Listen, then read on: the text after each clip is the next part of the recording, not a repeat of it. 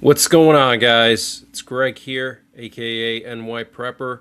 It is Saturday, June 13th, 2026, and I have an emergency alert to share with you guys. Right now it is 16:12 Eastern Time here in the United States, and we have some major breaking news coming in from the Middle East. So Trump posted today on his Truth Social account that an agreement with Iran to end the war and to reopen the Strait of Hormuz could potentially be signed tomorrow. He said a memorandum of understanding with Iran is scheduled to be signed tomorrow in Geneva, Switzerland. Now, what's interesting is that the Iranian foreign minister said that signing the agreement will not be tomorrow, but we do not rule out the signing in the coming days. So some conflicting information, also conflicting information about the terms of this understanding, with the Iranians claiming that they're going to have the power to put tolls on the Strait of Hormuz, and all their maximalist demands are basically going to be met. And then the U.S. is saying that all of their demands are going to be met. So it's going to be, interesting to see what the final text is of this deal, if it actually happens. It may not. Okay, how many times have we gotten to this point the last few months? Okay, but Trump is already cheering about it. He said that the Strait of Hormuz will be reopened after signing the agreement. He also warned that if Iran does not implement what we want, we have the ultimate alternative, and we hope not to use it again. He also said we look forward to working with Iran and the Middle East and hope that this process succeeds quickly. So Trump seeming very positive, but again, how many times has he threatened Iran? And Iran has never really been afraid of his threats, and many times Trump did not even act on those threats. Okay, so I wouldn't take everything he says seriously. Trump also said we'll enter Iran at the right time and get the nuclear dust and then destroy it. So he's basically saying that we're not going to get Iran's nuclear material, like he initially said. Yeah, we're gonna get their material out. The only deal that we're going to sign with them is one that involves them giving up or surrendering their nuclear material. Well, now looks like he's backed down and said we'll enter Iran at the right time, which basically means never. Because once a peace deal is signed, you can't just restart a war. So Iran is going to get to keep their nuclear material, essentially. Trump also said Iran no longer wants a nuclear weapon and will not possess it in any form, whether through development or purchase. Yeah, right. If Trump actually believes that, he's got serious problems. He also said my deal with Iran will be a wall that prevents it from having nuclear weapons. More BS talk. Would take that with a huge grain of salt. And Pakistan's prime minister confirmed that they have a draft of a peace deal and that they're working to finalize it. He said, quote, we can confirm that a final agreed upon text of the peace deal has been reached, and Pakistan is now working closely with both sides to finalize the next steps. Peace has never been this close as it is now. Okay, so peace at what cost? Okay, Iran gets to keep all their weapons. They're going to get to potentially control the Strait of Hormuz. We wasted thousands of missiles bombing Iran for no reason whatsoever. Okay, basically this whole war was a waste of time. Okay. And Pakistan's foreign ministry said the electronic signing of the memorandum of understanding could happen tomorrow. And Pakistan's prime minister said the agreement between America and Iran is likely to be finalized within 24 hours. So we'll have to wait and see. And Iran's foreign minister, Abbas Araghchi, said service fees will be collected in the Strait of Hormuz. This is confirmed. Okay, so Iran wants to toll the Strait of Hormuz. He also said that the memorandum of understanding also means the withdrawal of Israeli forces from southern Lebanon. We have stated this clearly. So Iran will only sign a deal if it involves Israel withdrawing from southern Lebanon and not attacking Hezbollah, which is totally insane. And the U.S. shot down several Iranian drones last night that were heading towards the Strait of Hormuz, so that's not good. Right before peace deal was about to be signed, Iran launched a whole bunch of drones. And there's now protests in Iran, which is very interesting. They're demanding the resignation of the Iranian foreign minister and the Iranian prime minister. So very interesting. And Trump posted yesterday that supposedly U.S. forces killed the leader of Venezuela's Tren de Aragua gang in a missile strike. Trump said it was coordinated with Venezuela's security forces. So very interesting. And the chairman of the Joint Chiefs of Staff, General Kane, made a secret rushed visit to U.S. Central Command headquarters in Florida late last month to be briefed in person on plans for the U.S. military to send ground troops into Iran to forcibly seize its highly enriched uranium. But apparently Trump stopped the mission over fears of Iranian retaliation, heavy U.S. casualties, and damage to the global economy. Interesting. And we're hearing that Iran fired warning shots at ships that were trying to pass through the Strait of Hormuz last night. And the British Maritime Trade Organization said an unknown projectile targeted an oil tanker off the coast of Oman earlier today, right in the Strait of Hormuz. And Israel's Prime Minister Benjamin Netanyahu said, as long as I am the Prime Minister of Israel, Iran will not have nuclear weapons. There is full agreement between me and President Trump on this matter. Interesting. And a new Wall Street Journal report says tensions between the U.S. and Iran escalated sharply after a drone attack near the Strait of Hormuz, where an Iranian drone detonated close to a U.S. Apache helicopter. The incident nearly reignited open conflict, but both sides have since stepped back and moved towards negotiation. So this was a couple of days ago. And CNN reported last night, citing 5 sources familiar with U.S. intelligence, that Iran has deliberately collapsed tunnels and booby-trapped entrances with mines to protect its stockpile of enriched uranium. This would make removing the uranium from its current location far more difficult and time-consuming. So very interesting. And I want to read to you what Iran's state media reported about the terms of this peace deal. Trump rejected what Iran's state media reported, Mehr News. He said it was fake, but this is what Iran is reporting. I'm going to read it to you. So, number 1, permanent and immediate cessation of war on all fronts, including Lebanon. So Israel's going to have to stop striking Hezbollah. Number 2, the U.S. commitment to non-interference in Iran's internal affairs and respect for the sovereignty of Iran. Number 3, complete lifting of the naval blockade within 30 days.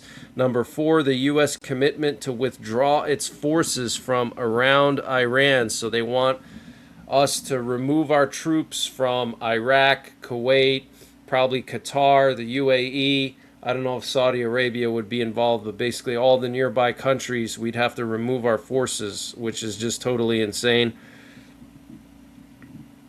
Number 5, reopening of the Strait of Hormuz within 30 days under Iranian arrangements, okay? So that means Iran is going to get to dictate when the Strait of Hormuz gets to reopen. I mean, that is just totally insane. Guys, none of this would happen if Ronald Reagan were president. He would not be making any kind of deal like this, okay, or any deal in general. He would give Iran an ultimatum: reopen the Strait of Hormuz within 48 hours or you're going to be turned into dust. And that's it. And if they didn't reopen it, they would have been annihilated. Okay, Reagan didn't play around like Trump does, that's for sure. Number 6, suspension of sanctions on the sale of oil, petroleum products, and derivatives, and full access of Iran to its financial resources. Number 7, the necessity for the U.S. and its allies to present reconstruction plans for Iran amounting to at least $300 billion. So they want us to give them $300 billion, guys, as part of this deal. Insane. And this update was sponsored by EMP Shield. Guys, EMP Shield has created a special discount just for you, the listeners of the NYPrepper channel. If you go to empshield.com and use the promo code NYPrepper, you can get 15% off your entire order. And why do you need an EMP Shield? Well, this is a special device to protect your vehicle, your RV, your solar generators, your radios from an electromagnetic pulse, which could be caused by a solar flare or potentially a rogue country like North Korea detonating an electromagnetic pulse weapon over the United States that's mounted onto a satellite. So protect your vehicles, protect your RV, protect your radios, protect your generators with an EMP Shield. Use my promo code NYPrepper to get 15% off. Installation is super simple. This is a veteran-owned business, 100% American-made, and the EMP Shields have been tested by the military, okay? And free shipping is included to the entire continental United States. And the link and the promo code are in the description below this video.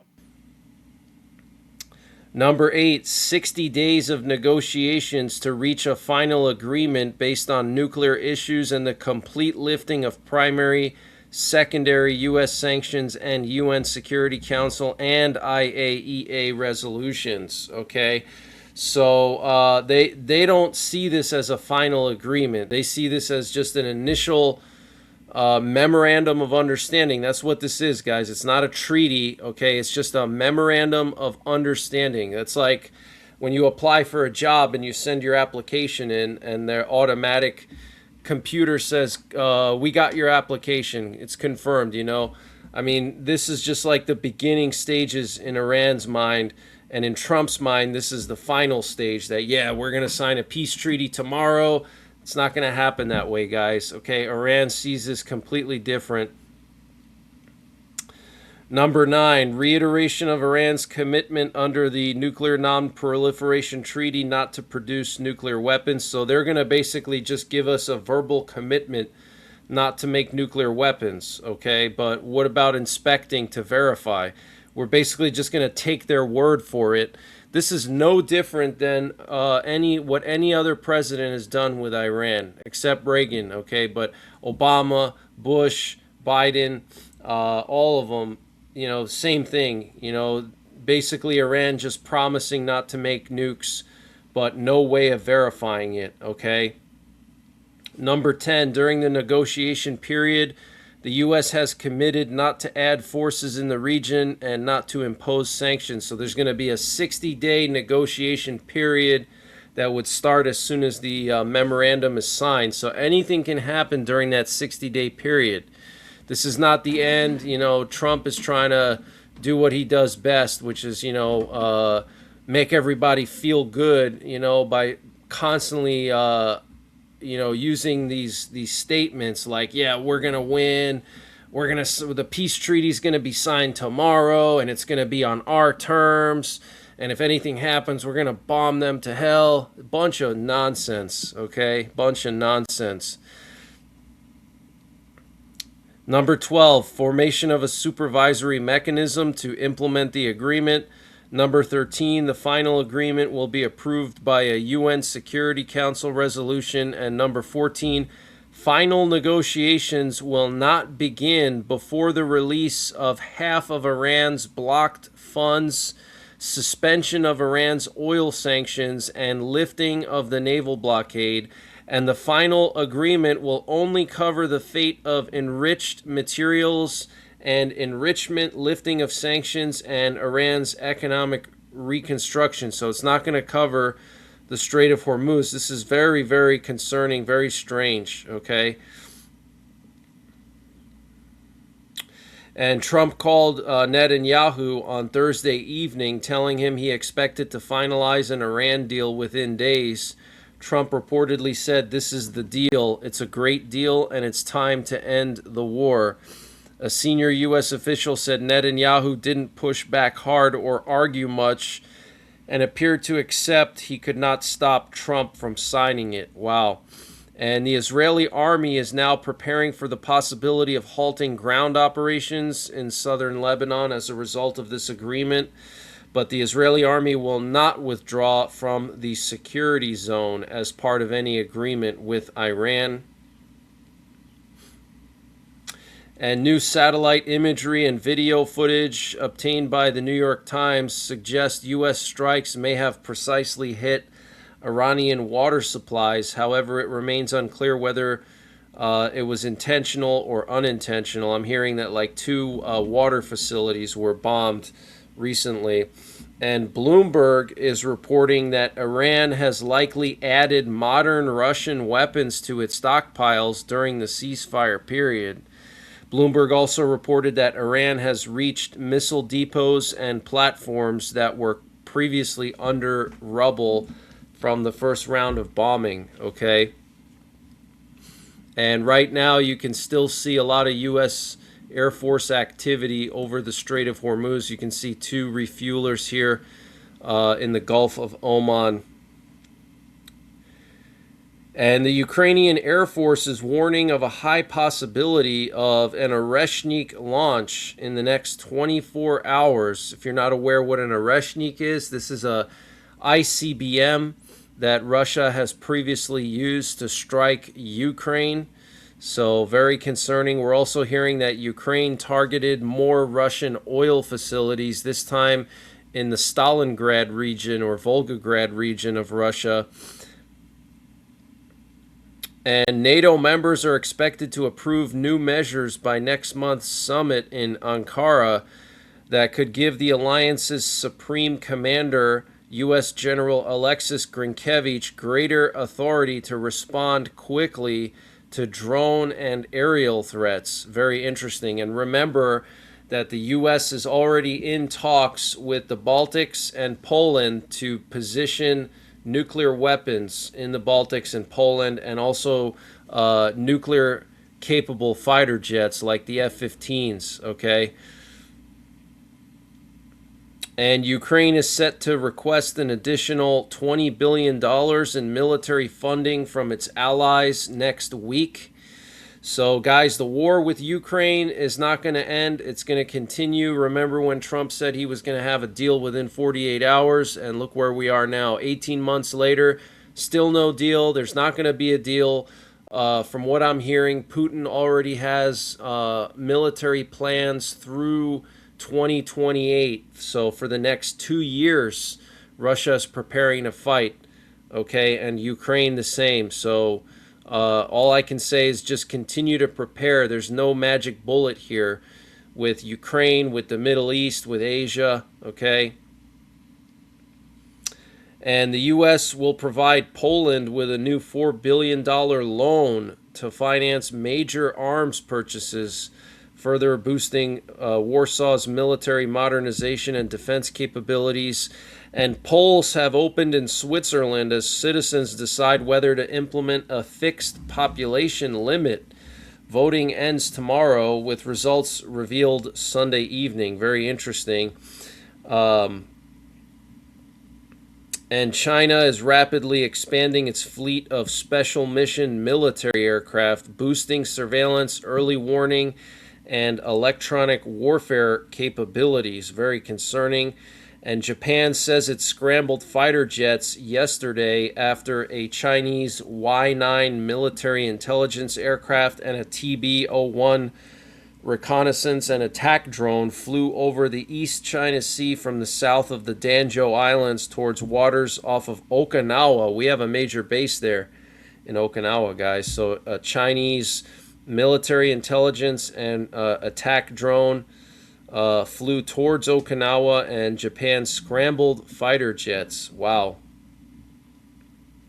And workers have begun removing Trump's name from the facade of the Kennedy Center Hours after a court-ordered deadline to remove references to Trump from the building and other aspects of the iconic performing arts venue's operations, a federal judge ruled last month that Trump's hand-picked board of trustees acted illegally when they voted to add Trump's name to the venue, which Congress in 1964 named for Kennedy, who had recently been assassinated.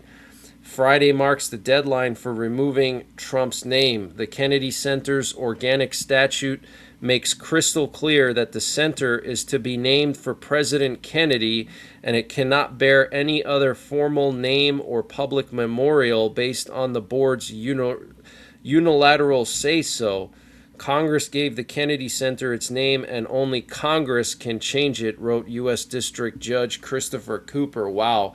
So Trump trying to unilaterally, he put his name right on the Kennedy Center, guys. I mean, that is just totally insane. You know, totally insane, going against what Congress said. I mean, who the hell does he think he is, just, you know, changing the names of memorials whenever he feels like it? It doesn't work that way. We're not in North Korea here, okay? But that's the latest breaking news that I have. I might be back later on tonight. If not, I'll be back tomorrow with another update. I will be busy tonight going to a local truck pull event. But in the meantime, you can tune into my 24/7 live stream.